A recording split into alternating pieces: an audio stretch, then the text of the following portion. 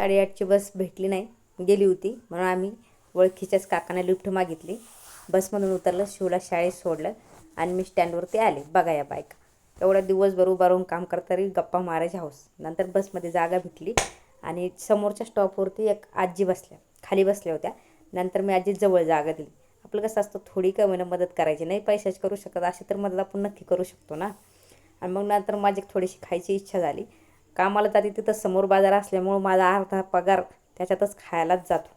आता ही सोनपापडी बघा, 1 रुपयाला होती ती, आता 5 रुपयाला झाली. एवढी महागाई वाढली, आता कोणाला सांगायचं. पण आता काय, कोणालाच बोलून फायदा नाही. आणि मग नंतर सुट्टी झाली आणि बसची उभा राहायची बिलकुल कॅपॅसिटी नव्हती माझी. वाट बघायची. मग इथं जवळच गॅरेज होतं, लगेच जाऊन तिथं बसले, बसची वाट पाहिली. नंतर एक काळी पिढी आली, लगेच वडापमध्ये त्याला इकडं वडापनं आले. वडापाला तेवढाच पैसे घेतो बसमध्ये, बस जेवढी घेते तेवढी, म्हणून त्या वडापनं आले. आणि जसे उतरले तसे शिवनं पाहिलं, पळत झाला शिवला जेली आणली होती म्हणून शिव खुश झाला. आजचा दिवस गेला कसा तरी